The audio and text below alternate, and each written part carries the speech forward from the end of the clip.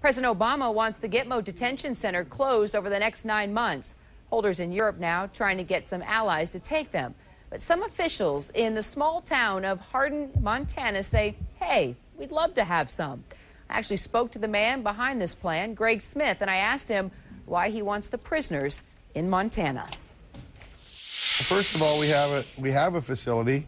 We're one of the poorest counties in the nation, and we've been fighting to get prisoners for the better part of a couple years at we believe no fault of our own.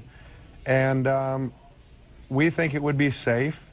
We think it would be a good option for the president, and we're a more rural area, so we think we have a lot of things that would play well into making people safer with this issue.